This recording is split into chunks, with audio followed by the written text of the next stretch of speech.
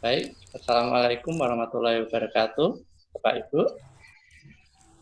Waalaikumsalam warahmatullahi wabarakatuh. Baik, untuk perkuliahan dasar pendidikan dan pembelajaran, izinkan saya untuk membuka. Perkenalkan, kami dari kelompok 1 yang beranggotakan Pak saya sendiri, Bagus Dewi Jantoro dengan NIM 2021-03065 dan juga Pak Jumadi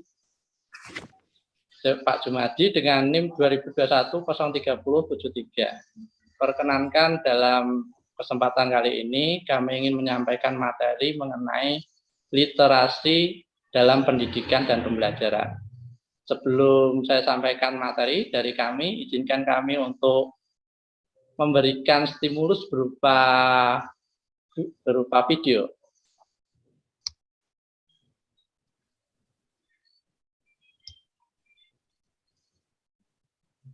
Sudah terlihat semua Bapak Ibu? Untuk videonya sudah? Silakan.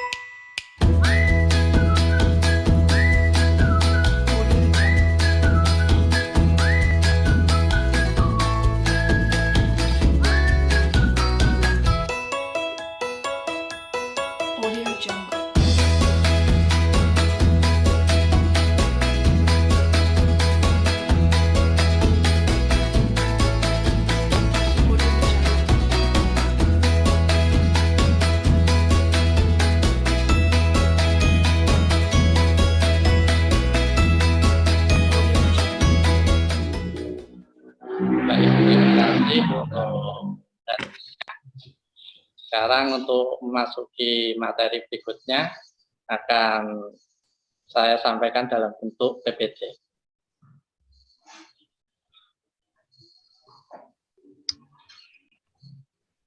Sudah terlihat Bapak Ibu?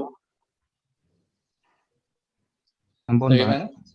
Baik, untuk materi pada pertemuan kali ini, izinkan kami dari kelompok 1 akan menyampaikan tentang literasi dalam pendidikan dan pembelajaran. Tadi sudah kami sampaikan, kelompok kami terdiri dari 2 orang, dari saya sendiri dan Pak Jumadi. Untuk materi berikutnya, saya persilakan untuk Pak Jumadi untuk menyampaikan. Monggo Pak Jumadi, sudah siap? Ya, siap. Monggo Pak Jum.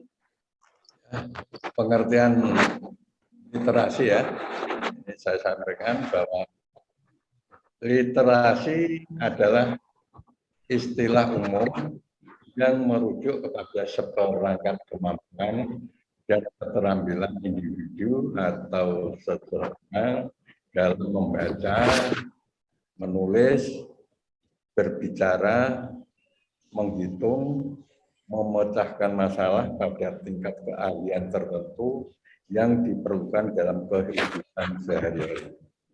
Ya. Berikutnya, yang terkait dengan jenis-jenis literasi, itu ada 6 jenis literasi dasar, yaitu yang pertama literasi baca tulis. Kemudian kedua, literasi numerasi. Ketiga, literasi finansial. Keempat, literasi sains. 5, literasi budaya dan kewarganegaraan. Dan yang keenam, literasi teknologi informasi dan komunikasi. Dari keenam literasi tersebut di atas, literasi baca tulis menjadi literasi yang paling utama.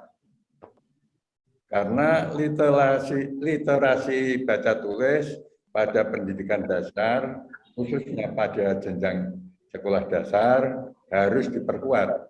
Karena sekolah dasar atau SD adalah fondasi dalam pendidikan siswa di lembaga formal. Literasi merupakan pintu gerbang untuk menguasai materi pelajaran.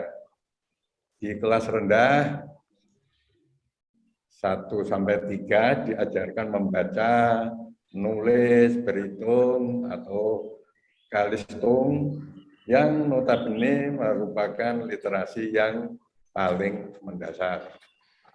Ya. Kemudian berikutnya, kemampuan literasi bagi guru dalam pembelajaran. Dalam proses pembelajaran, guru sering bertanya, meminta siswa untuk berdiskusi, untuk agar siswa mengajar, menemukan bakat siswa.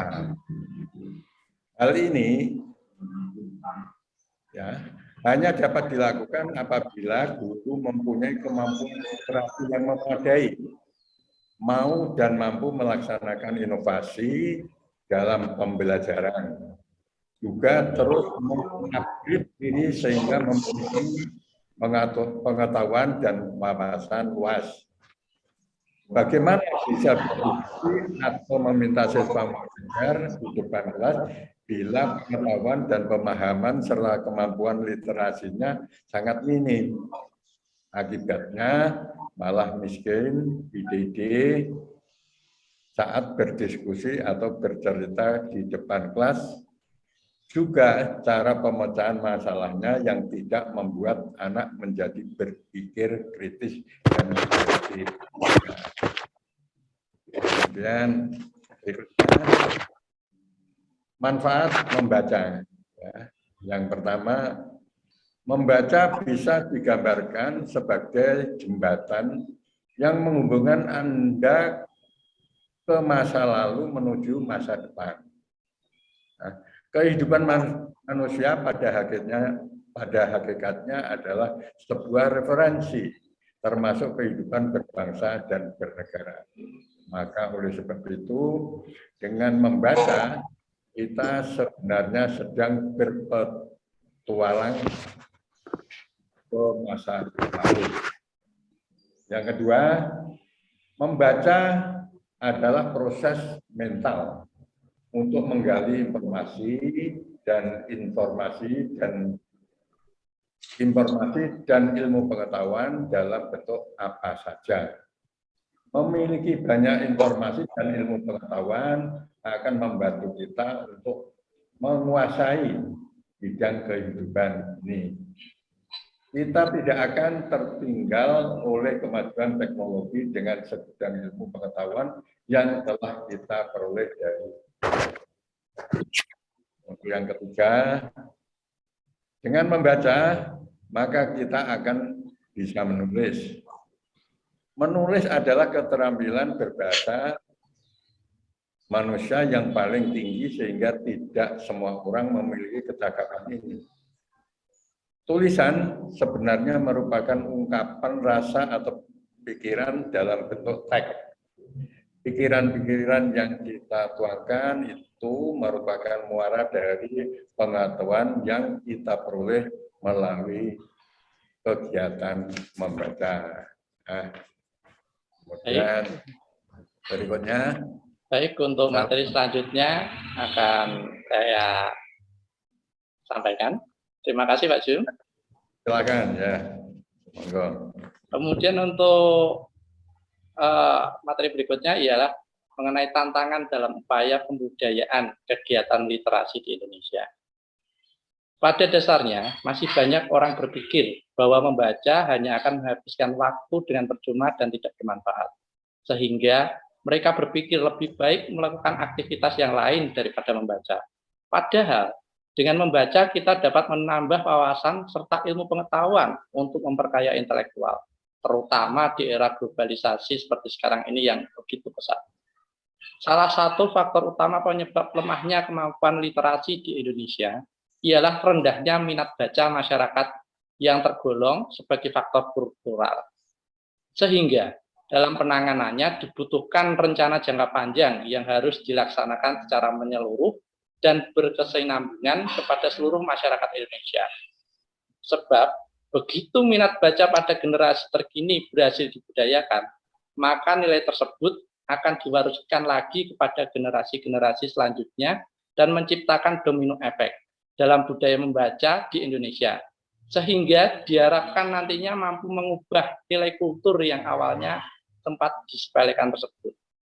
Bicara mengenai penyebab lemahnya kemampuan literasi Indonesia sebenarnya ada berbagai macam, namun kali ini kami ingin fokus kepada pendidikan dan juga pembelajaran. Untuk itu yang kami angkat ialah mengenai minat baca. Baik, untuk materi berikutnya ialah upaya pemerintah untuk meningkatkan kegiatan literasi. Saat ini pemerintah melalui Kementerian Pendidikan dan Kebudayaan atau Kemendikbud tengah menumbuhkan gerakan literasi sekolah atau yang dikenal dengan GLS, atau yang cakupan yang lebih luas ialah gerakan literasi nasional. Hal ini dilatar belakangi oleh berbagai riset yang menunjukkan bahwa tingkat literasi di kalangan masyarakat, khususnya pelajar di Indonesia, masih rendah. Sekolah sendiri memiliki peranan yang mendasar dalam gerakan literasi secara nasional. Hal ini dikarenakan sekolah sebagai komunitas intelektual yang melibatkan beberapa unsur, seperti peserta didik, guru, dan juga orang tua murid. Sebuah gerakan nasional bisa mencapai hasil yang bagus hanya apabila dilaksanakan secara bersama-sama. Jika hanya dilaksanakan oleh satu atau dua komponen, maka tersebut tidak akan berdampak signifikan. Kemudian sekolah dimaknai sebagai sebuah proses untuk perubahan melalui belajar. Oleh karena itu, literasi adalah kegiatan yang dibutuhkan oleh setiap peserta didik untuk menunjang proses perubahan tersebut. Sekolah merupakan ujung tombak dari terselenggaranya gerakan literasi, karena siswa menjadi pembaca aktif di sana. Baik, sekarang kita bicara mengenai gerakan literasi. Apa itu gerakan literasi? Gerakan literasi merupakan salah satu bentuk penumbuhan budi pekerti atau pendidikan karakter. Hal yang menjadi dasarnya adalah Permendikbud nomor 23 tahun 2015 tentang penumbuhan budi pekerti. Bentuk dari gerakan literasi di sekolah antara lain pembiasaan membaca buku non-teks 15 menit sebelum pembelajaran, membuat pojok baca, membuat pohon literasi, majalah dinding atau mading, ataupun laporan bacaan buku, dan sebagainya. Masih banyak lagi. Nah, berikut contoh pojok baca di sekolah. Ini termasuk dalam contoh dari membuat pojok baca. Ini Bapak Ibu bisa akses di Ditjen SD. Ya, salah satunya gerakan literasi nasional ialah salah satunya video yang tadi saya putar di awal. Itu tadi ada dari SD Ngraci, dari Pati yang sudah melaksanakan upaya gerakan literasi nasional. Baik, materi yang kami sampaikan dari kelompok 1 cukup sekian. Mungkin selanjutnya kita buka untuk sesi tanya jawab. Sebelumnya saya ingatkan untuk sesi tanya jawab kami batasi untuk 1 termin berupa 3 penanya. Monggo nanti untuk penanya dari 3 pertanyaan nanti bisa ditanggapi dan juga ditambahkan dari teman-teman. Monggo untuk Pak Agus. Yeah. Saya mau nambahi sebentar ya. Terkait dengan yang telah saya sampaikan tadi, manfaat membaca utamanya angka 3. Ya. Jadi kalau yang namanya mereka itu bisa membaca, itu ya dengan sendirinya bisa menulis. Ini yang kita maksudkan manakala mereka itu dalam keadaan normal. Iya, betul. Tapi kalau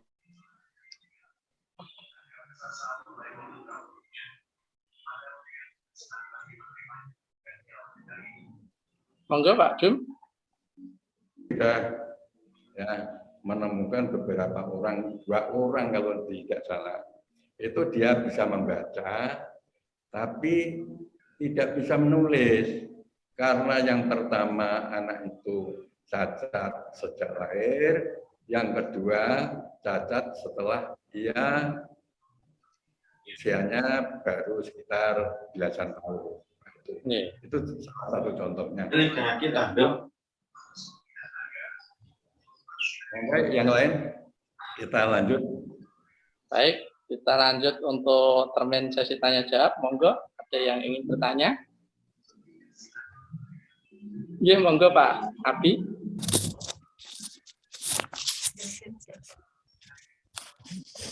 Terima kasih pada Pak Bagus atas kesempatannya. Di sini saya ingin bertanya dan menyampaikan keluh kesah ya. Ini terkait dengan literasi. Terkadang kita itu sebagai guru ya, ini saya kan sebagai guru di sekolah dasar itu mengedepankan, katakan sering meminta anak itu untuk membaca seperti yang diprogramkan tadi, contohnya membaca buku non-teks 15 menit sebelum pembelajaran, membuat pojok baca, membuat pohon literasi dan lain sebagainya. Namun terkadang yang kurang berliterasi itu malah gurunya sendiri, Pak. Nah, ini itu bagaimana itu cara kita itu dapat memotivasi untuk rekan-rekan guru yang lain itu bisa berliterasi digital dan literasi membaca. Contohnya seperti tadi Pak, ini pengalaman saya pribadi. Tadi itu saya tuh baru pertama kali Pak jadi host itu. Zoom itu baru pertama kali. Nah, itu kan saya itu pengennya itu kan guru-guru yang lain, rekan-rekan guru yang lain itu dapat meningkatkan literasi digitalnya. Nah, itu bagaimana cara kita untuk mengajak rekan-rekan guru yang lain, rekan-rekan pendidik yang lain itu dapat meningkatkan literasi digital dan literasi membaca. Terima kasih, Pak. Baik, saya ulangi untuk Pak Kim ya. Bagaimana cara memotivasi rekan guru yang lain untuk meningkatkan literasi, kemampuan literasinya gitu nggak? Oke, termasuk guru, termasuk diri kita sendiri meningkatkan motivasi gitu Pak. Terima kasih Pak, itu saja. Baik, terima kasih. Kemudian untuk pertanyaan nomor 2 ini Bu Tasyiatun, monggo. Monggo Bu Tasyiatun. Bu Sudarti dulu aja Pak. Oh Bu Sudarti, monggo Bu Sudarti dulu. Halo Bu Sudarti. Monggo Bu Taslir ya, buat apa-apa. Tadi yang mengangkat tangan jenengan dulu nggak apa. Monggo. Oke, nan saya Bapak.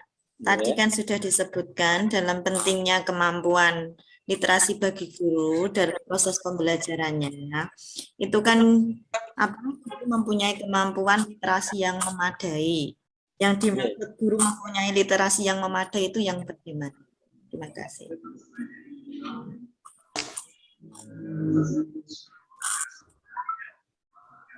Baik, saya ulangi pertanyaan dari Bu Dati yaitu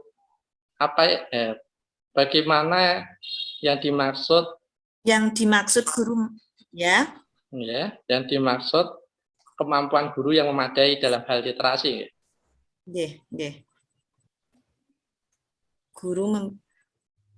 Kemampuan guru dalam hal guru literasi. Mempunyai kemampuan literasi yang memadai itu yang bagaimana?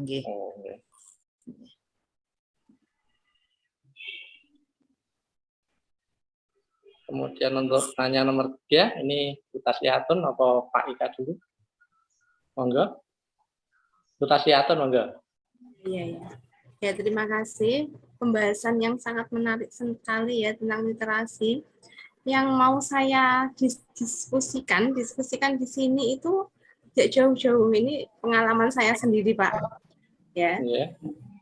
Untuk mengajarkan membaca pada anak sekarang itu memang sedikit lebih sulit, apalagi anak-anak itu kadang memiliki daya belajar yang tidak visual, tidak visual. Bagaimana? Apakah ada cara yang efektif mengajarkan baca tulis di usia pendidikan anak usia dini ataupun TK, ya, ataupun yang sudah SD, agar anak itu yang memiliki gaya belajar audio itu bisa juga cepat baca tulisnya gitu, karena saya juga memiliki anak saya sendiri memang sudah di kelas 2 SD, itu memang membaca dan menulisnya itu belum lancar, Pak. Kalau sudah kalau saya bacakan buku, itu dia langsung nangkap. Tak suruh menceritakan atau membaca lagi, bisa. Tapi kalau untuk membaca, huruf D aja, dibilang B itu berkali-kali sampai kelas 2 sekarang. Ya, jadi apakah ada cara yang efektif untuk melatih baca tulis kepada anak yang memang gaya belajarnya audio? Ya, terima kasih. Baik, apa cara yang efektif untuk melatih anak TK atau SD yang memiliki gaya belajar audio agar kemampuan literasinya meningkat? Ya, agar kemampuan literasinya meningkat dan cara membacanya itu lebih cepat. Baik, terima kasih. Ini bagus sekali.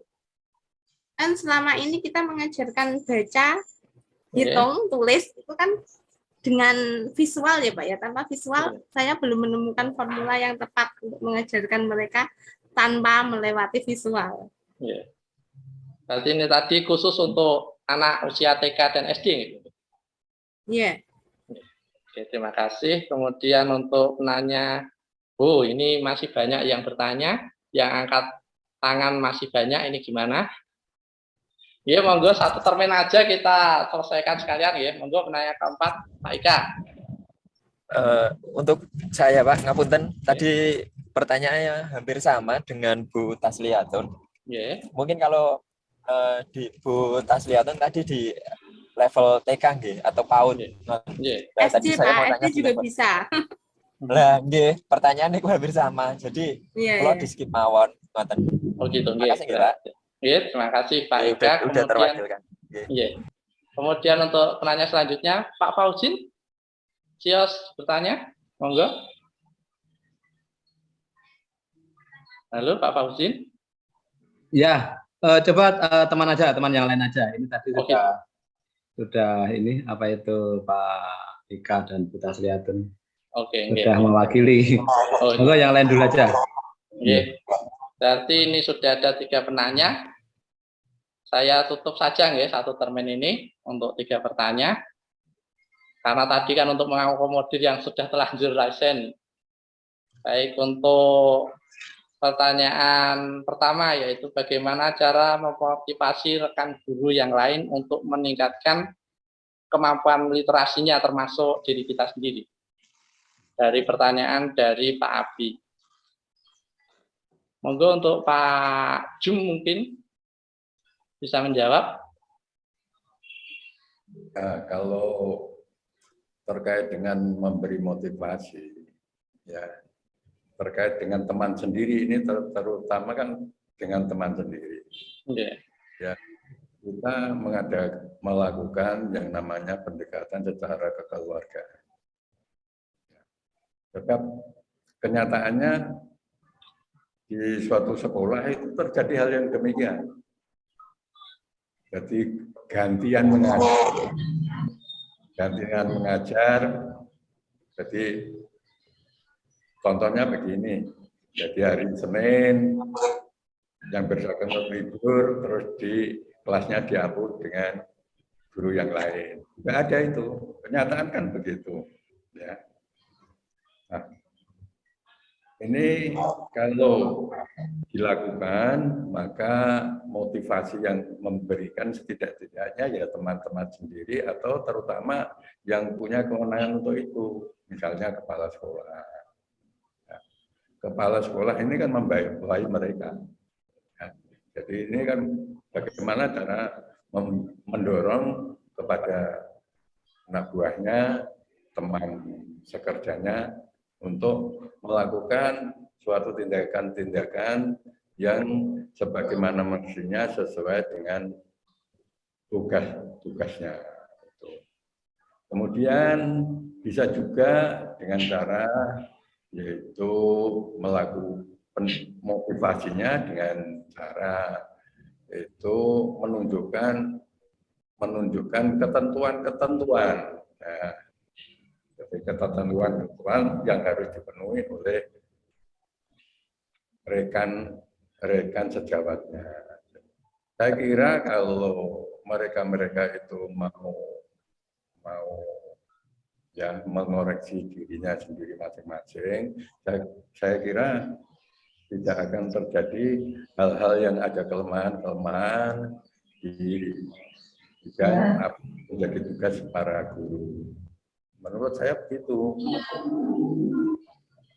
Barangkali perlu ditambah Pak Bagus.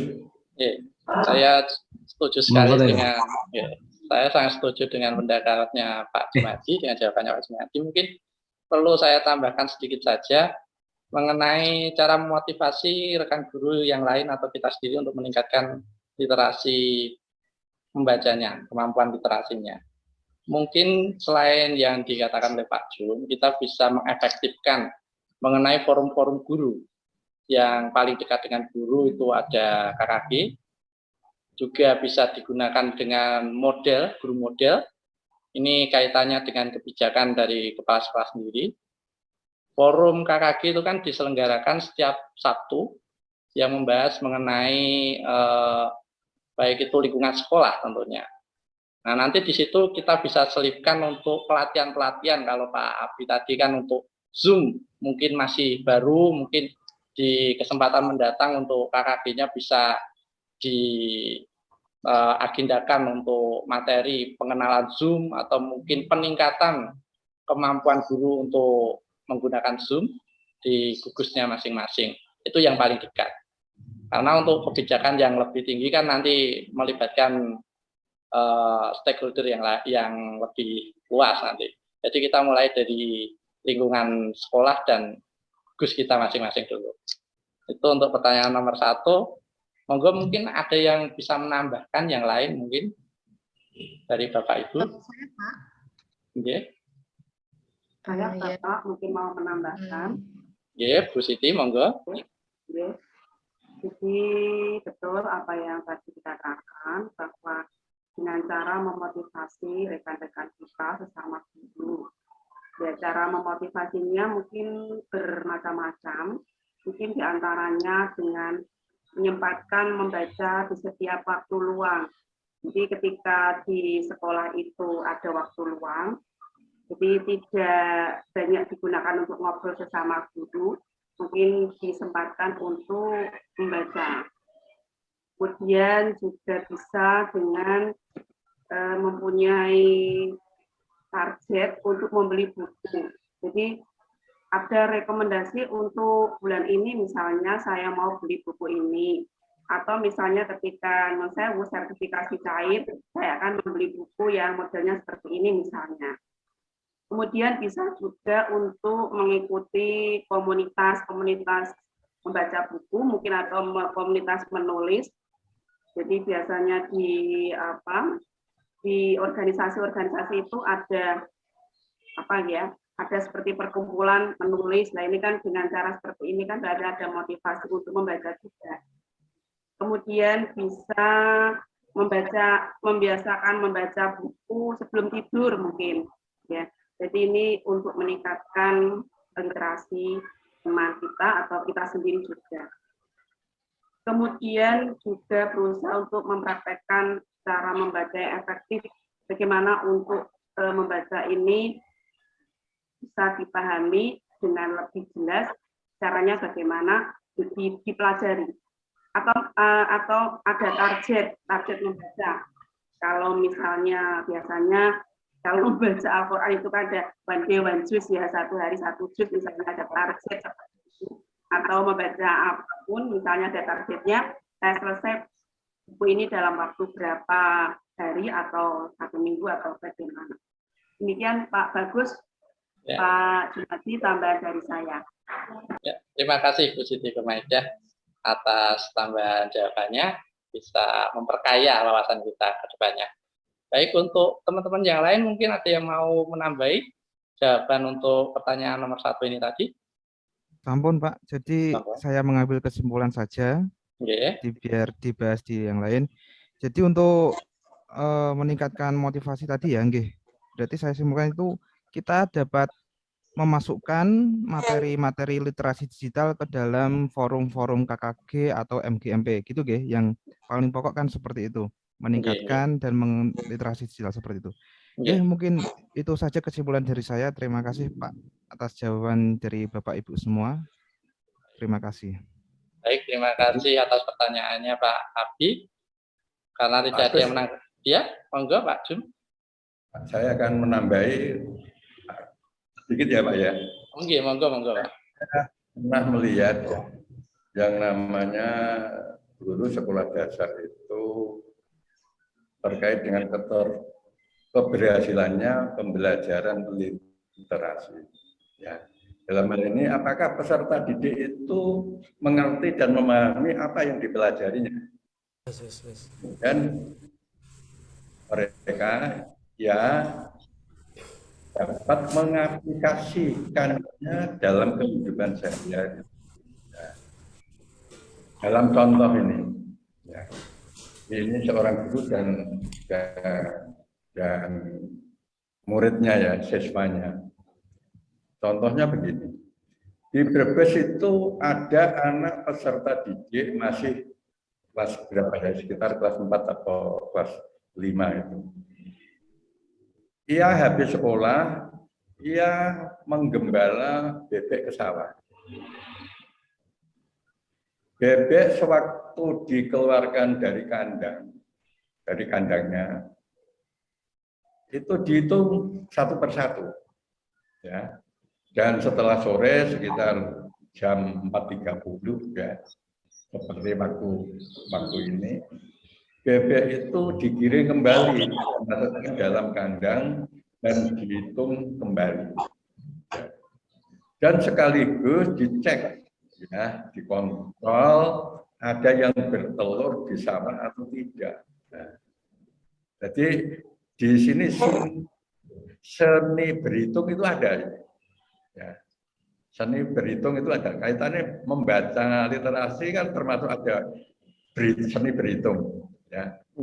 Dan menurut saya di sini ya, si anak SD itu ilmunya kan sebetulnya belum tinggi, tapi ternyata apa yang dilakukan itu ada unsur pengawasan yang sudah benar-benar dilakukan.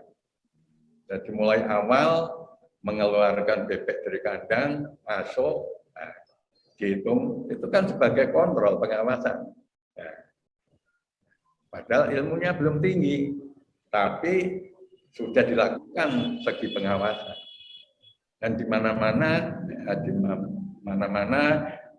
baik itu sektor pemerintahan maupun swasta, itu kelemahan yang terjadi di sektor pengawasan. Ya, sekian dari tambahan saya untuk sementara ini. Terima kasih. Kemudian, apakah ada lagi yang mau menanggapi atau menambahkan? Jika tidak ada, kita akan lanjut ke pertanyaan yang nomor 2. Cukup, ya? Sekarang kita lanjut ke pertanyaan nomor 2. Bagaimana sih yang dimaksud dengan kemampuan guru yang memadai tentang mengenai literasi? Baik, saya buka dulu untuk yang dimaksud. Nah, pentingnya kemampuan literasi bagi guru dalam proses pembelajaran. Bagaimana yang dimaksud dengan kemampuan guru yang memadai dalam hal literasi dalam proses pembelajaran? Tentunya kemampuan guru yang memadai dalam hal literasi dalam hal ini berada dalam proses pembelajaran ialah kemampuan guru yang mampu mengakomodir kebutuhan dari siswa. Kita tahu di dalam proses pembelajaran ada yang namanya kemampuan guru untuk bertanya, kemampuan guru untuk menjawab, kemampuan guru untuk mengkoordinir kelasnya, itu dengan mengkoordinir membagi siswa dengan berdiskusi, terus mendorong siswa untuk mengajar, menemukan bakat siswa. Semua hal tersebut hanya bisa dilakukan apabila guru tersebut memiliki kemampuan literasi yang memadai. Kita tahu literasi ini ialah membaca dan juga belajar. Belajar itu sepanjang hayat. Sehingga guru dalam pendidikan abad 21 harus mau dan juga mampu untuk mengupdate dirinya, melakukan inovasi-inovasi dalam pembelajaran. Karena tuntutan dari kebutuhan hidup, tuntutan dari kebutuhan zaman itu juga terus meningkat dari zaman ke zaman. Mungkin seperti itu yang bisa saya jawab. Dari Pak Jum mungkin mau menambahkan atau teman-teman yang lain untuk Bu Sudarti. Monggo. Ada yang mau menambahkan?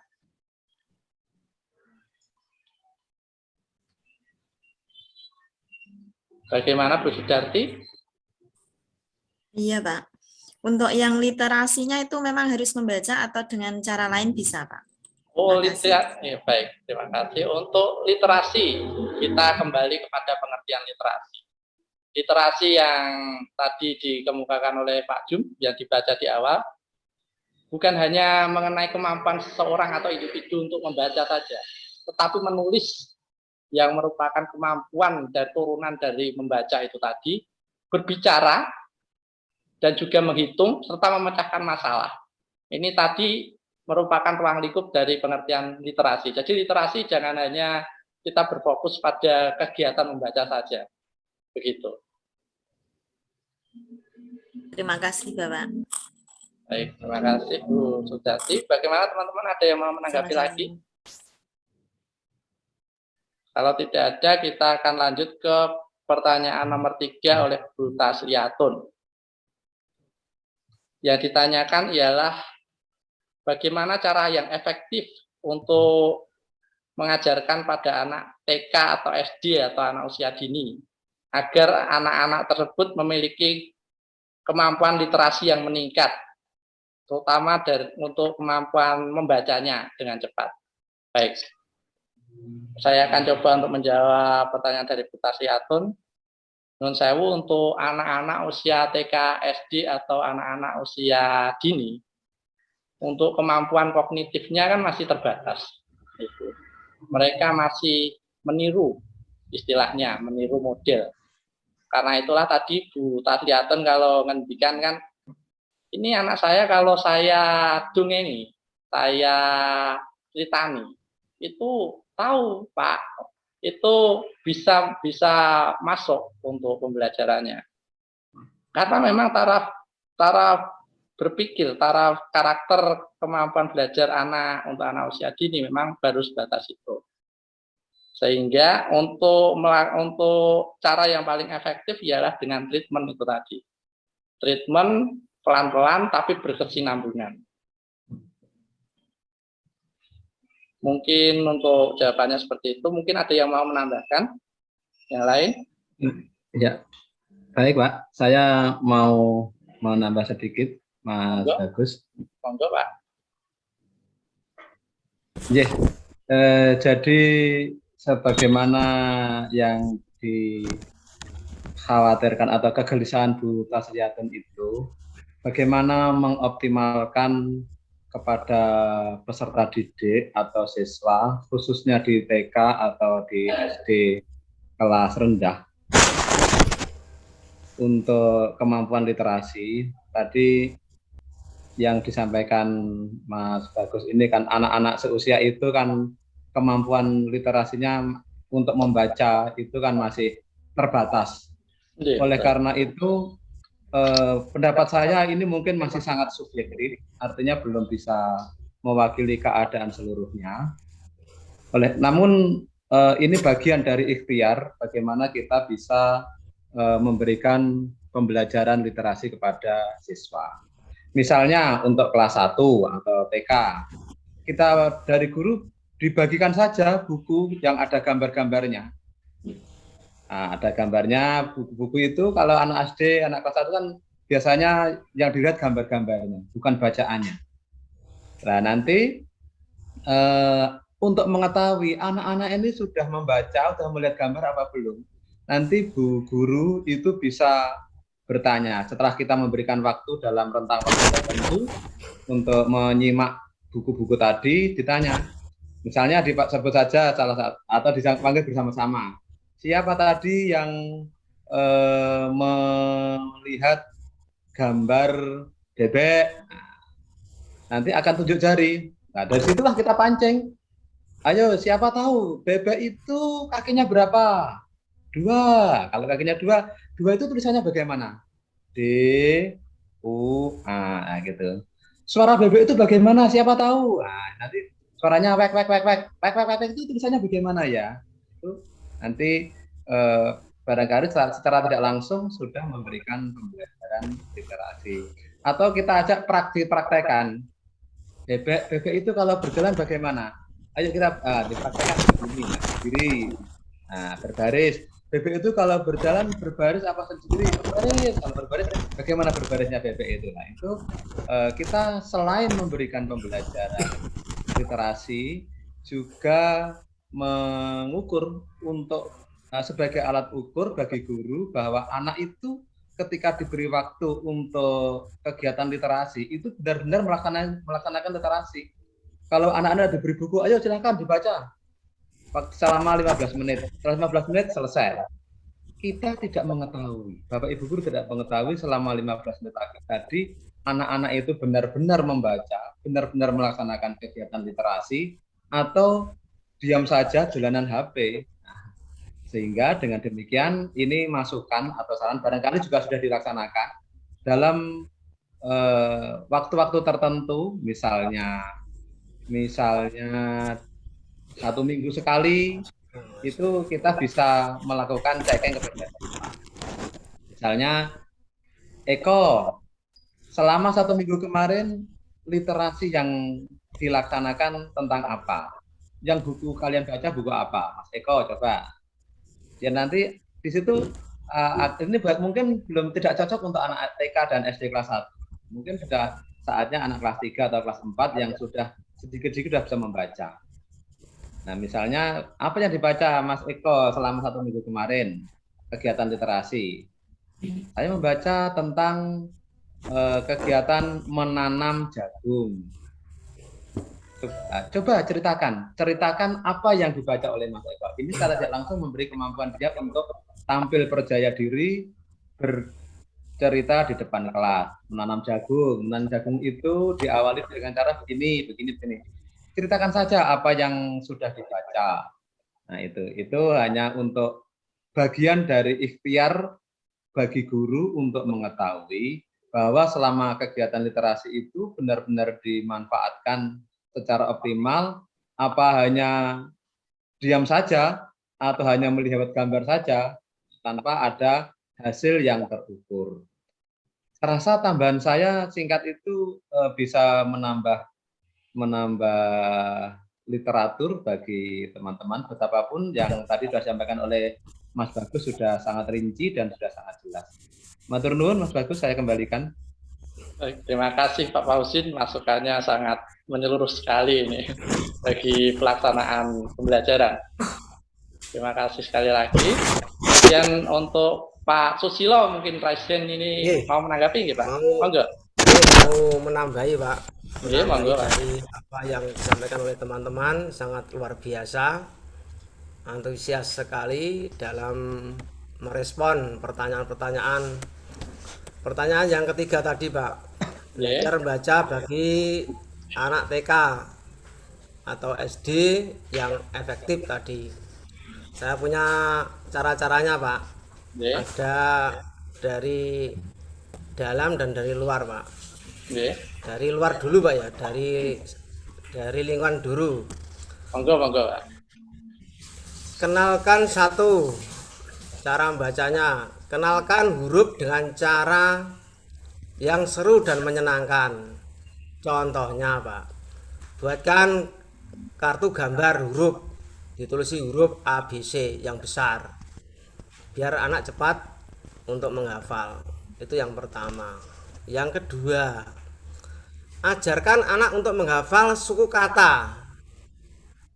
Contohnya ba, bi, bu. Yang ketiga, ajari anak sukakata yang mengandung konsonan mati. Eng, ny, dan ini nyonya, contohnya nyonya, ya, ngantuk, apa ngawur, apa banyak sekali itu konsonan mati banyak sekali. Yang keempat, mulai ajari anak untuk membaca sukata yang bervariasi. Contohnya yang bervariasi apa? Di sekitar kita ada bola, buku, madu. Nah, itu yang Pak, atau yang kelima. Mulai ajari membaca kata utuh, literasi contohnya. Literasi artinya apa? Seumpama itu yang utuh, Pak. Itu yang dari luar, Pak, dari dalam sekarang, Pak. Anak sudah diajari dengan cara membaca efektif, akan tetapi, Pak, dari dalam tidak mendukung, dari dalam didoakan, Pak. Doakan sebelum belajar, berdoa dulu supaya diberi kemudahan dalam belajar membaca, minta petunjuk, minta kemudahan dari Allah Subhanahu wa taala, Pak. Itu. Yang terakhir kok belum mempan, Pak. Berarti keturunan, Pak. Orang tuanya atau garis kakek neneknya ya berarti keturunannya itu di bawah rata-rata atau sedang-sedang saja, Pak. Itu sudah. Nah, itu ya dimulai kita sebagai guru, sebagai pendidik, ya dimulai pelan-pelan dari tadi, Pak. Mulai berdoa, ada 5 tip tadi untuk segera dipraktekkan ke anak didik kita yang masih usia TK, usia dini maupun usia SD. Itulah, Pak, tambahan dari saya, semoga bermanfaat di pertemuan belajar dasar pendidikan dan pembelajaran sore hari ini. Sekian, Pak, terima kasih atas waktunya. Terima kasih. Baik, terima kasih atas tambahan dan masukannya Pak Susilo, Pak Fauzin. Monggo yang boleh menambahi? Boleh menambahi? Untuk yang KSN dulu, Bu Kurniati, monggo. Pak. Terima kasih Bapak Bagus. Tadi saya hanya ingin menambahkan dari Bapak Susilo, tadi Bapak siapa, J? Kalau tidak salah dengar, tadi saya, J, Bu Tasliatun, kan masalahnya seperti ini. Selama ini cara mengajarnya itu dengan gaya visual, berarti gitu, J. Selain gaya visual itu anak-anak tidak tertarik untuk untuk anak-anak tertentu ternyata tidak mau belajar membaca. Jadi saya ingin menambahkan sedikit, mungkin Bapak Susilo tadi juga sudah betul, tapi untuk tambahan saja, karena baru-baru ini kan baru dirilis Merdeka Belajar, di mana di dalam Merdeka Belajar itu kan sebelum kita mengajar itu kita wajib mengenali gaya belajar anak itu seperti apa. Kalau memang si anak tadi yang katakanlah usia dini, si anak itu gaya belajarnya memang dia ingin dengan membaca dengan cara visual. Kita melihat gambar, kemudian kita menampilkan kata, huruf, atau persuku kata. Mungkin ada beberapa anak yang tidak mau melihat dengan gaya visual tersebut. Yaitu mungkin ada cara kedua. Kan di dalam Merdeka Belajar itu ada 3 gaya belajar ya Bapak Ibu ya. Kan ada visual, anak ada yang ingin melihat, belajar dengan cara melihat, mungkin dengan melihat gambar, dengan melihat video mungkin ya. Kemudian yang kedua yaitu auditori. Auditori yaitu dengan cara mendengarkan. Mungkin ada mendengarkan musik atau mendengarkan ceramah-ceramah, cerita-cerita dari gurunya. Kemudian yang ketiga ada dengan cara belajar yaitu kinestetik. Mungkin yang dimaksud Bu Tasliatun tadi adalah yang pertama, anak tidak mau belajar membaca dengan cara visual. Mungkin bisa diajarkan membaca dengan cara auditori tadi. Mungkin diperdengarkan kalimat-kalimat yang ada musik-musiknya. Kalau misalkan anak-anak PAUD, mungkin cara belajar yang pertama seperti Bapak Susilo tadi, kita perkenalkan persuku kata tapi lewat audio ya. Contoh misalkan kita kenalkan pertama, BA bunyinya apa Dek misalkan. ba, kita latih aja BA, anak-anak langsung spontan ba. Jadi jangan kenalkan dulu huruf-huruf dulu. Jadi huruf yang visual jangan dulu, kita ucapkan dulu BA, bunyinya apa? BI apa? BU apa? Kalau sudah, kita habiskan dulu persuku kata, kita pasangkan dengan huruf mati. Ba, N, bunyinya apa? Nah, itu kan lewat auditori. Mungkin ada beberapa anak yang memang gaya belajarnya lewat auditori seperti itu, Bapak Ibu. Mungkin itu ya, jadi kita sebagai guru mulailah kita mengenali gaya belajar anak itu yang diinginkan seperti apa. Apakah dengan cara video tadi, atau ceramah, atau mungkin kinestetiknya yang diutamakan. Begitu tambahan saya, Bapak Ibu. Terima kasih. Terima kasih untuk Bu Kurniati atas masukan dan tambahannya. Kemudian untuk Bu Sudarti, monggo, yang rasain. Monggo Bu Sudarti. Terima kasih Bapak. Maaf kalau saya ingin menambahkan sedikit Bapak. Yeah. Sepertinya sama yang sudah diutarakan sama Bu Kurniati, kita sekarang harus tahu dulu atau mendiagnostik kebutuhan anak atau minat dan bakat anak.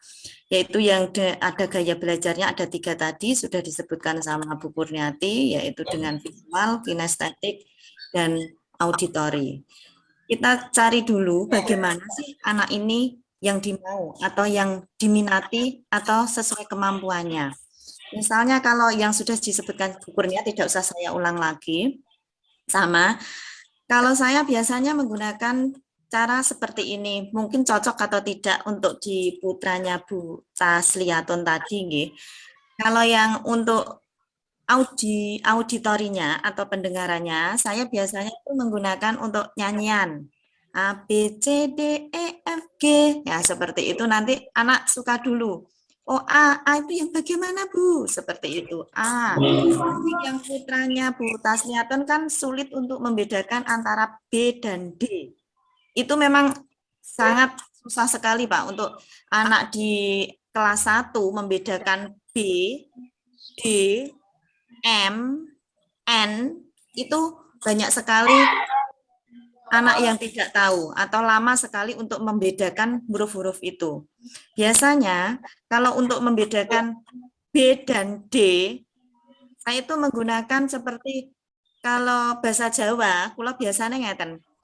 Sing gadah bokong, sing gadah perut. Nah, seperti itu. Oh, nek B itu berarti duwe perut. Yang D punya bokong, blunduke nok ngarep, blunduke di belakang, seperti itu Bapak. Terus kemudian kalau M dan N, biasanya itu saya menggunakan M. Oh, kakinya yang 3. Oh iya Bu, kakinya 3. N, kakinya 2. Oh iya, N 2. Biasanya M itu juga susah membedakan. Dan N juga sama. Seperti itu. Terus kemudian apabila yang suka gerak-gerak atau kinestetiknya itu kita menggunakan seperti yang ada di awang-awang kalau saya bilangnya Pak. Misalnya A, ayo tangannya diangkat. Tidak langsung di papan tulis atau tidak langsung di buku. Saya itu biasanya teng awang-awang A, ayo keluar, diparingi garis straight seperti itu. B, ayo angka 1 dulu, diparingi belenduk keluar. Anak-anak suka. Ayo angka 1 keluar. Ngoten. Suka sekali anak-anak seperti itu. Dia langsung, oh iya Bu, sampun anak-anak, sudah. Yuk, kita praktekkan ke buku. Oh iya B, angka 1 belenduk. Ngoten. Anak jadi suka. Mungkin Bu Tasliatun bisa untuk mempraktekkan ke anaknya bisa ditulisnya dengan cara seperti itu. Nah, untuk penerapannya saya setuju dengan Pak Fauzi tadi untuk mengenalkan yang dari huruf, suku kata, sampai ke kata, kita memulai dengan apersepsi dulu. Jadi kita ajak anak untuk yang masuk ke tematik itu loh Bapak. Jadi kita itu misalnya untuk anggota tubuh. Yuk, 2 mata saya. Oh, berarti mata kita ada berapa jumlahnya, anak-anak? 2. 2 itu hurufnya kalau ditulis bagaimana? D, U, A. Dibaca 2. Kalau angka 2 bagaimana menulisnya, anak-anak? Oh iya, Bu. Bagaimana? Sing kayak bebek abu keluar, srep. Nah, seperti itu anak-anak jadi suka. Dia tidak merasa itu belajar. Merasa senang kalau dia, tapi dia mendapatkan ilmu. Tanpa terasa nanti akan waktunya istirahat. Loh, kok pun istirahat, Bu? Nah, seperti itu. Anak-anak suka kalau belajar sambil bermain. Apalagi kalau kita menggunakan dengan gerakan atau dengan nyanyian. Itu yang suka atau yang mempunyai kelebihan kinestetik dan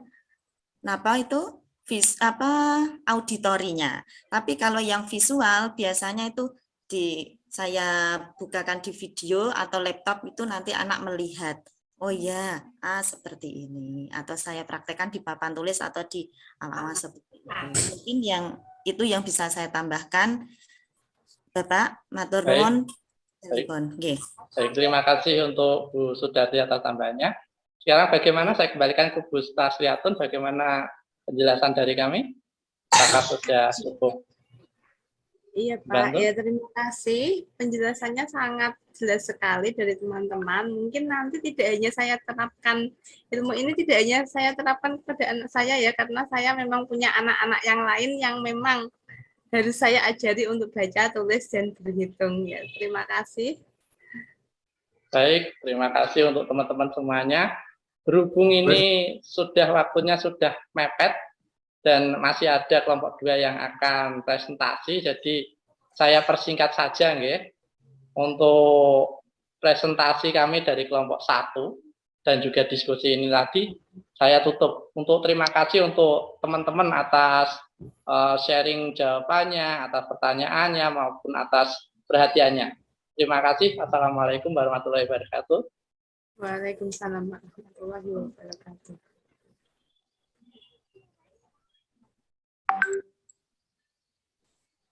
Mbak, langsung Mbak.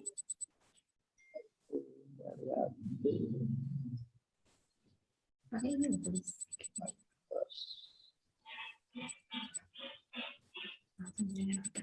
Ya, langsung. Bisa.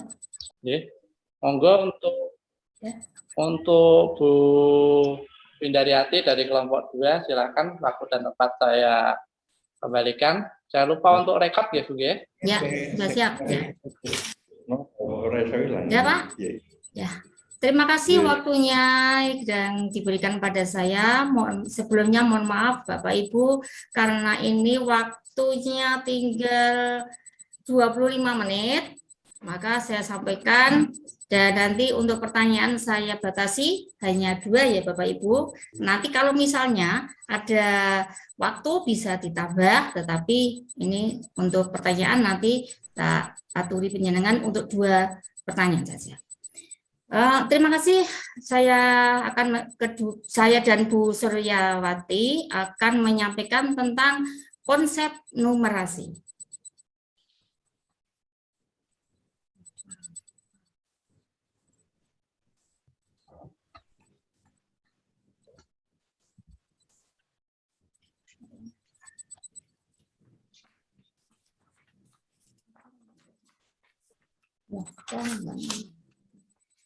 Numerasi adalah kemampuan berpikir menggunakan konsep prosedur fakta dan alat matematika menyelesaikan masalah sehari-hari pada berbagai konteks yang relevan untuk individu sebagai warga Indonesia dan dunia.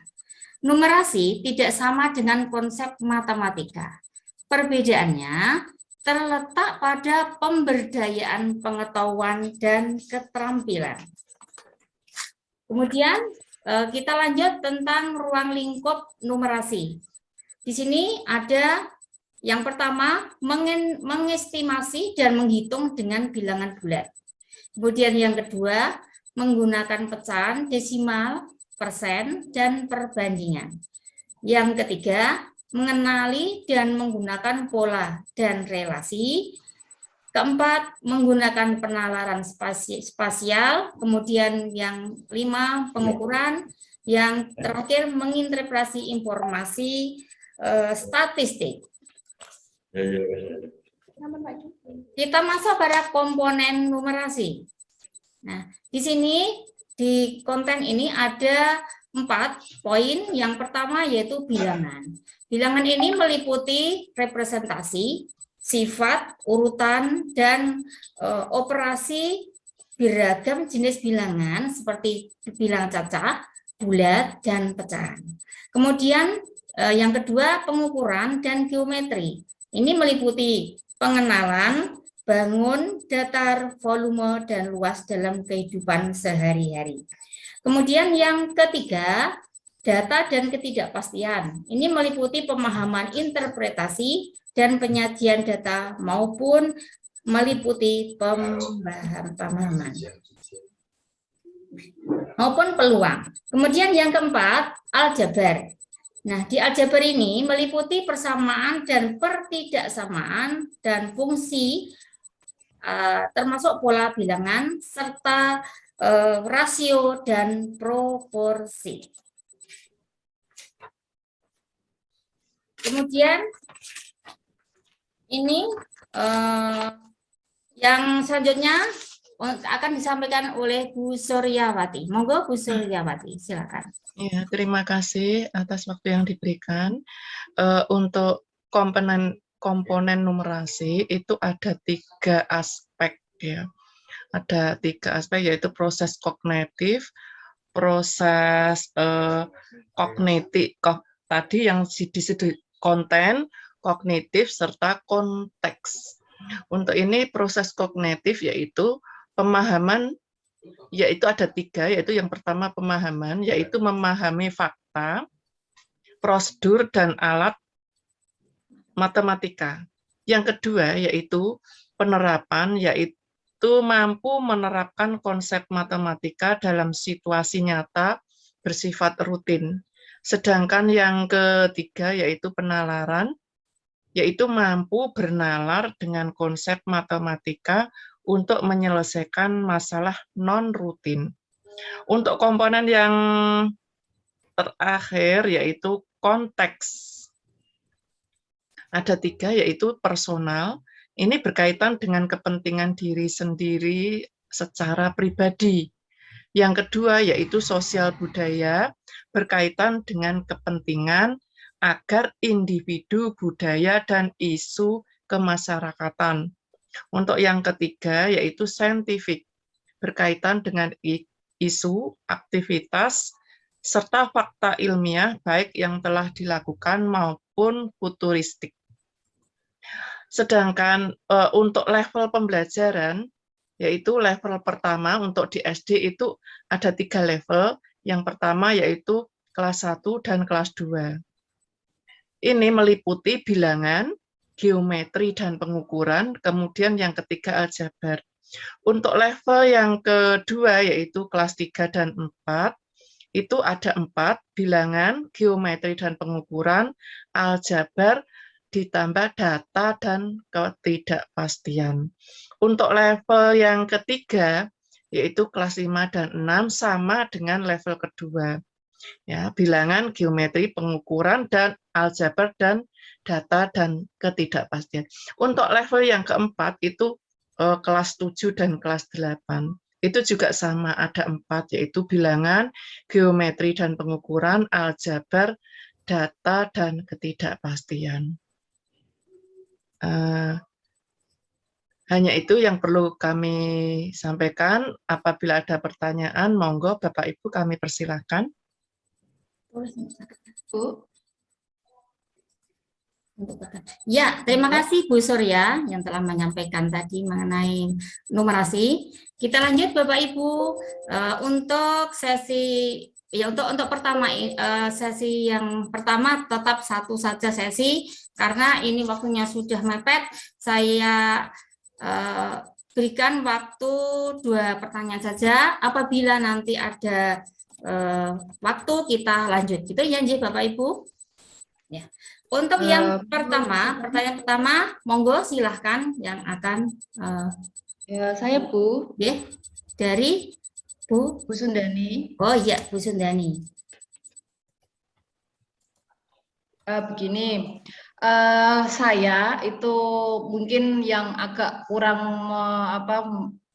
kurang tahu informasi itu. Saya tahu numerasi itu baru kemarin ketika mau ANBK itu materinya literasi dan numerasi. Bayangan saya sebelum melaksanakan ANBK belum tahu ANBK begini.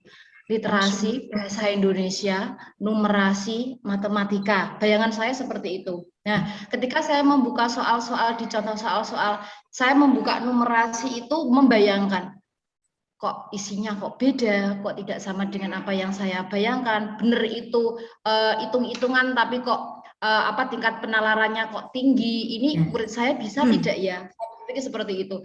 Tadi di slide yang panjenengan sampaikan itu dalam definisi numerasi itu tidak sama dengan konsep matematika. Perbedaannya terletak pada pemberdayaan pengetahuan dalam keterampilan. Kemudian saya lihat di ruang lingkupnya kok ya sama gitu loh Bu. Sama-sama ruang lingkupnya ada aljabar, ada dan lain-lain yang disebutkan tadi.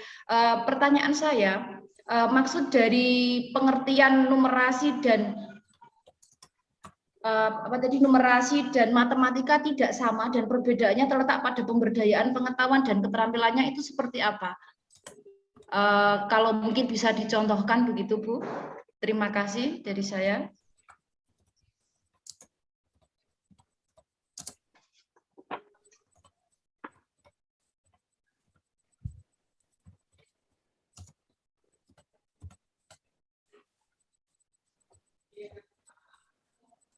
Ya, terima kasih pada Bu Sundani yang telah mengajukan pertanyaan, yaitu maksud dari pengertian numerasi dan matematika itu tidak sama ya Bu. Nah, di sini sebetulnya itu antara matematika dan numerasi itu hampir sama saja, tapi terletak perbedaannya di sini Ibu. Yang numerasi itu yaitu kemampuan menganalisis konsep prosedur dengan menggunakan angka-angka.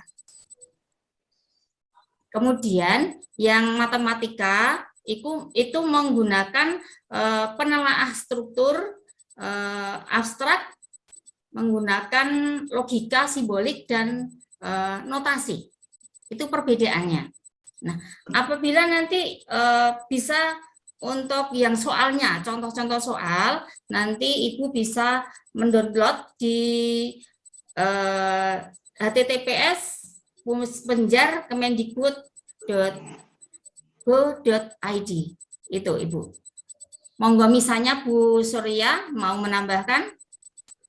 Iya, untuk perbedaannya yaitu tadi sudah jelas pada pemberdayaan pengetahuan dan keterampilannya. Dan itu memang ada persamaannya. Persamaannya itu berdasar pengetahuan dan keterampilannya itu. Kalau perbedaannya itu di pemberdayaan, tapi kalau persamaannya itu di pengetahuan dan keterampilannya. Sama-sama pengetahuan dan keterampilan, tapi perbedaannya itu ada di pemberdayaannya, gitu. Itu Bu Sundani? Itu yang perlu saya tambahkan, ya. Atau mungkin dari kelompok lain bisa menambahkan? Monggo, silahkan.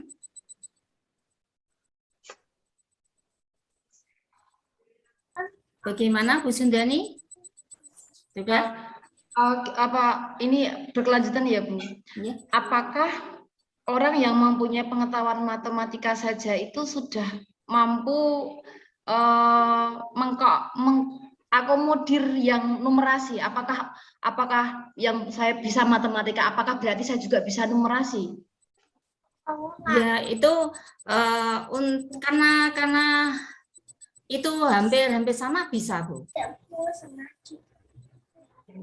Berarti hampir sama gitu. Ya, hampir sama. Hanya saja kalau matematika itu kan abstrak Bu. Kalau numerasi kan hanya apa ya, berupa seperti matematika logika, gitu. Penanaman. Hitung-hitung gitu Bu. Ya. Oke, terima kasih Bu. Itu sudah. Terima kasih Bu Sundani. Kemudian yang pertanyaan yang kedua, monggo silahkan. Dari Bu Tasliaton. Saya Bu. Ya, ini ada hubungannya dengan pertanyaannya Bu Sundani, nggih. Sebenarnya yang mau saya tanyakan sama seperti Bu Sundani, tetapi seperti ini saja, apakah bisa yang kelompok 2 memberi contoh kepada kami soal yang di situ memuat numerasi? Nggih, terima kasih, Bu. Oh iya.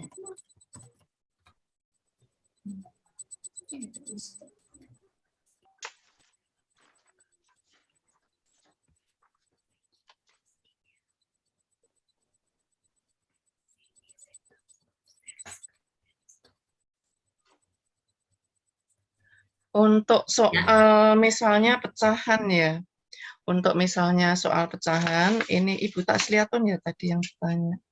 Ya. Itu dikaitkan biasanya yang numerasi yang untuk pemberdayaan, untuk matematika kan hanya dikaitkan dengan kehidupan sehari-hari itu loh. Misalnya ibu membeli tepung sekian, kemudian dibuat kue sekian begitu, itu yang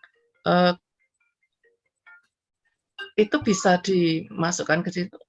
Mungkin ya, untuk Bu Win ada tambahan contoh soal numerasi? Ngapunten, boleh menambahkan? Iya. Ini kalau kita pengertian kita sebenarnya numerasi itu kan sesuatu yang berhubungan dengan matematika memang. Tapi numerasi itu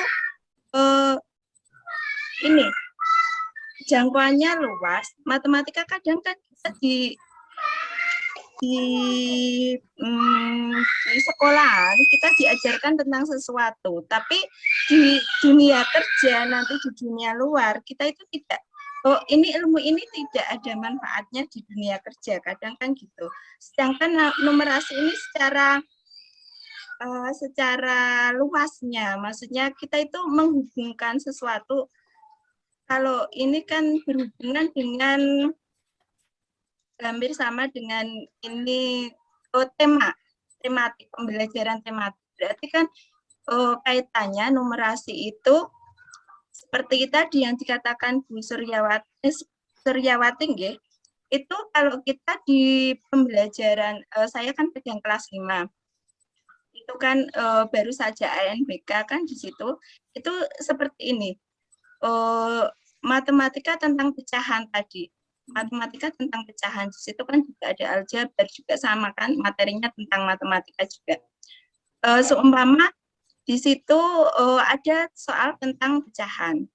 Pecahan itu kalau kita sebenarnya ANBK itu kan digunakan untuk anak-anak kita itu berpikir tingkat tinggi. Untuk apa soal yang hot ya, bukan soal yang lot. Kalau soal yang lot itu kan kadang kita matematikanya seperti ini. 5 ditambah 7 sama dengan titik-titik, gitu kan. Tapi kalau kita berpikir untuk membuat anak untuk berpikir yang hot, itu tadi kan contoh soal lot ya, 5 ditambah 7 sama dengan titik-titik. Tapi kalau kita untuk mengajari anak kita untuk berpikir yang thinking order atau berpikir tingkat tinggi, itu tidak seperti itu. Kita memberikan contoh soalnya. Seandainya mungkin seperti ini. Ibu membeli 5 seperti soal cerita itu loh ya. Ibu membeli 5 buku. Kemudian membeli lagi 4 buku gitu kan, seperti itu. Itu contoh anak-anak untuk menalar dulu. Itu kan numerasi dan literasi itu arahnya ke situ. Makanya ini ANBK kan arahnya ke situ. Memang kita anak-anak untuk berpikir tingkat tingginya itu loh, Bu. Gitu. Mengajari anak-anak untuk berpikir tingkat tinggi. Numerasinya itu tidak hanya berhubungan dengan maksudnya arahnya anak-anak itu nanti dipersiapkan tidak hanya logika matematikanya 1 tambah 2 itu berapa, tapi dia nanti dari ini jawaban alternatifnya yang lain itu apa gitu loh. Itu mendorong anak-anak untuk berpikir tingkat tinggi. Sebenarnya arah dari ANBK itu anak-anak kita itu dipersiapkan untuk menjadi anak-anak yang kritis gitu loh. Terima kasih. Bisa saya tambahkan misalnya tadi kan saya katakan untuk ini kok ada Andan ya, apa harus berhenti sebentar atau lanjut ya Bapak Ibu? Lanjut aja Bu, biar cepat nanti terus kita tutup. Misalnya begini, Andi mendapat kue 5/6 bagian dan Susi mendapat 5/7 bagian dari kue yang sama. Pernyataan berikut ini yang benar adalah, terus ada kolom benar dan salah. Itu yang kemarin ada di AKM seperti itu. Pernyataannya begini, Andi mendapat kue lebih banyak. Benar apa salah? Kemudian Susi mendapat kue lebih banyak. Benar apa salah? Terus Andi dan Susi mendapat bagian yang sama. Benar apa salah? Andi mendapatkan kue lebih sedikit. Benar apa salah? Itu contoh soalnya. Jadi memang betul yang dikatakan tadi oleh Ibu siapa tadi? Kalau tingkat berpikirnya itu lebih tinggi untuk diterapkan ke dalam kehidupan sehari-hari. Begitu, jadi memang agak tinggi gitu, apa ya, bisa dikaitkan dengan hot itu tadi. Demikian untuk ya. Terima kasih kepada Bu Surya yang telah menambah ya, tadi Bu Tasliatun, kemudian Bu siapa ya tadi Pak saya boleh menambahkan Bu J. Oh ya, monggo. J. Tadi kalau tidak salah Bu Sundani bertanya, tadi numerasi itu berkaitan dengan angka atau matematika gitu nggih, tapi kenyataan di lapangan ketika AKM itu ternyata kok numerasi kok bunyi soalnya seperti itu gitu. Nah, ini saya hanya ingin menyampaikan sedikit yang saya pahami J, kalau salah mungkin Bapak Ibu boleh meluruskan. Sebenarnya numerasi itu tidak hanya matematika J Bapak Ibu. Jadi kalau dalam tadi kan numerasi itu kaitan dengan matematika, tapi sebenarnya numerasi itu ada dua, numerasi matematika yang berkaitan dengan angka, tadi yang dibilang ada aljabar, ada apa namanya tadi, dan masih banyak yang lainnya. Tapi sebenarnya kalau dalam AKM itu numerasi itu ada dua, numerasi yang berkaitan dengan matematika, yang kedua itu adalah numerasi lintas kurikulum, yaitu numerasi yang berkaitan dengan mata pelajaran non-matematika. Yang dibahas di dalam soal numerasi lintas kurikulum atau non-matematika itu apa? Contoh misalkan IPA seperti ini, kisi-kisinya misalkan gitu. Biasanya dalam IPA itu disajikan misalkan soalnya dibuat memprediksi yang akan datang itu bagaimana. Contohnya membuat bagan. Jadi tidak hanya matematika saja, tapi IPA juga termasuk numerasi. Kemudian IPS itu misalkan disajikan grafik suatu penduduk misalkan. Kemudian contoh misalkan di sebuah penduduk ternyata air yang dikonsumsi sekian. Kemudian dibandingkan dengan ketersediaan air di daerah tertentu. Itu juga masuk numerasi non-literasi atau numerasi non-matematika atau lintas kurikulum. Kalau bahasa Indonesia, bunyi numerasinya bagaimana? Misalkan membandingkan istilah-istilah atau pengertian-pengertian yang digunakan sehari-hari. Itu juga ada. Kemudian dalam sejarah misalkan ada sebuah diagram batang membandingkan persediaan makan. Oh, ketika Perang Dunia II itu konsumsinya berapa misalkan. Itu juga masuk numerasi. Kemudian dalam seni juga ada. Seni itu bagaimana cara kita memperkirakan ruangan, kira-kira gambar ini warnanya, proporsinya yang tepat seperti apa. Itu juga masuknya numerasi. PJOK juga ada. Kira-kira si A ketika lari dengan si B, kalori yang diperlukan berapa ketika melakukan aktivitas fisik tersebut. Itu juga masuk numerasi. Atau mungkin PPKN juga.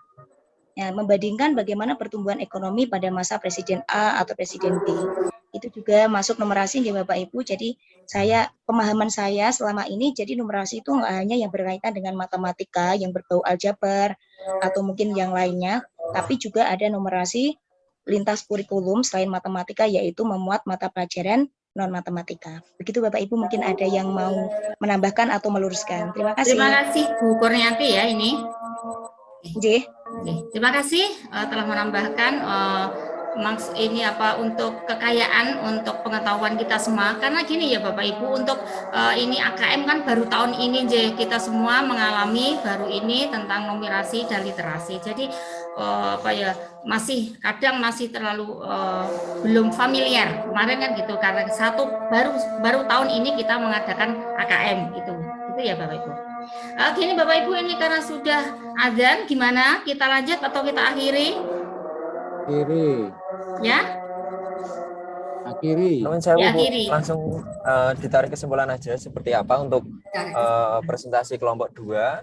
Sekalian langsung ditutup aja karena waktu sudah maghrib. Ya. Terima kasih Pak Ika. Kesimpulannya bahwa numerasi dan numerasi tadi ya saya sampaikan dengan untuk yang kelompok 1 untuk numerasi dan literasi dan numerasi memang berkaitan, dan itu semua berkaitan dengan karena tahun ini kita baru mengalami untuk AKM dan tentang numerasi, tentang soal-soal yang nanti Bapak Ibu bisa download di situ di http Busmenjar. Nah, di situ nanti Bapak Ibu bisa menggali soal-soal yang Bapak Ibu nanti bisa untuk contoh-contoh untuk anak didik Bapak Ibu. Terima kasih. Terima kasih Bapak Ibu yang telah atensi dalam ini kuliah pada sore hari ini, walaupun kita tidak dibimbing oleh Bu Ut, tapi kita semua sudah menjalaninya sampai akhir dari presentasi kelompok 1 dan kelompok 2. Terima kasih semuanya, dan untuk perkuliahan pada sore hari ini kita tutup dengan bacaan hamdalah bersama-sama. Alhamdulillahirobbilalamin. Dan kita akhiri di foto dulu. Iya. Assalamualaikum warahmatullahi wabarakatuh. Sebentar Bu. Ya. Waalaikumsalam warahmatullahi wabarakatuh. Mungkin kalau mau sesi foto diperlukan apa buatan Bu? Ya. Bagus, Pak Jumadi, Bu Suryati. Ya, gimana Pak sesi foto? Ya. Di foto dulu. Oh ya. Sebagai untuk absen itu. Okay.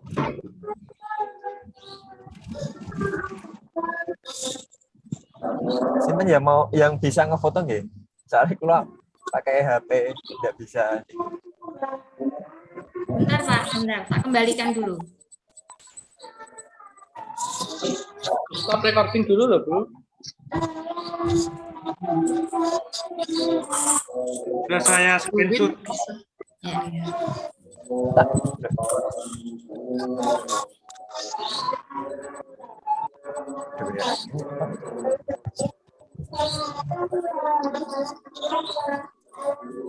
Senyumnya mana? 1, 2, 3. Sudah? Enggak, belum ini. Kita sudah senyum loh. Lagi, Pak. Soalnya belum mati, Pak.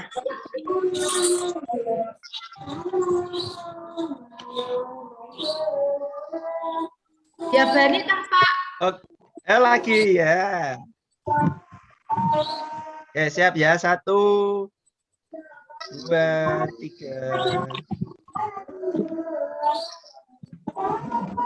Sudah? Ya, Bu. Ya maaf, untuk Pak Ika ini sudah direkod nggih? Nggih, sampun Bu. Nanti nggih. Jangan kalau kebingungan nanti lewat chat aja Bu. Ini diakhiri karena waktunya sudah Terima maghrib. kasih.